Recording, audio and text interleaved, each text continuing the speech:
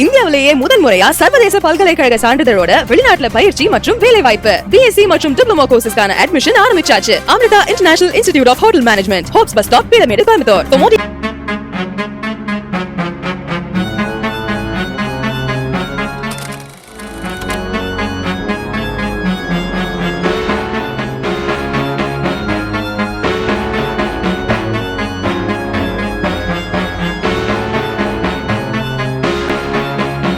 கேம்பட்டி colony மாநகராட்சி உயர்நிலைப் பள்ளியில் 20 லட்சம் மதிப்பீட்டில் புதிய சுகாதார வளாகம் அமைக்க பூமி பூஜை நடைபெற்றது.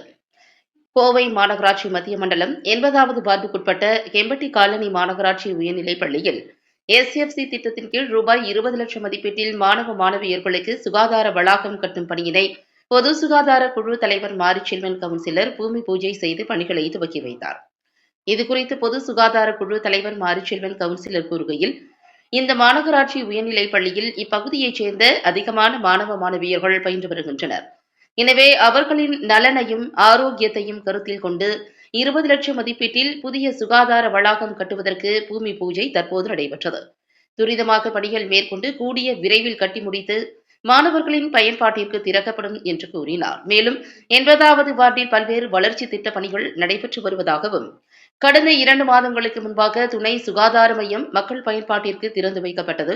வரும் காலங்களில் அனைத்து வளர்ச்சி திட்டப் பணிகளும் விரைந்து முடிக்கப்பட்டு மக்கள் பயன்பாட்டிற்கு திறக்கப்படும் என்றும் தெரிவித்தார்.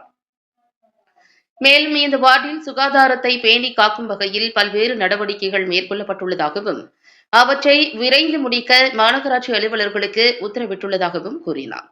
இந்நிகழ்ச்சியில் உதவி பொறியாளர் மரகதம், தலைமை ஆசிரியர் ஜான் பாத்திமாராஜ், கேம்பட்டி காலனி பகுதி பொறுப்பாளர் NJ முருகேசன், வார்டு செயலாளர் நா தங்கவேலன் மற்றும் கழக நிர்வாகிகள், ஆசிரியர்கள், மாநகராட்சி அலுவலர்கள் உட்பட பலர் கலந்து கொண்டனர்.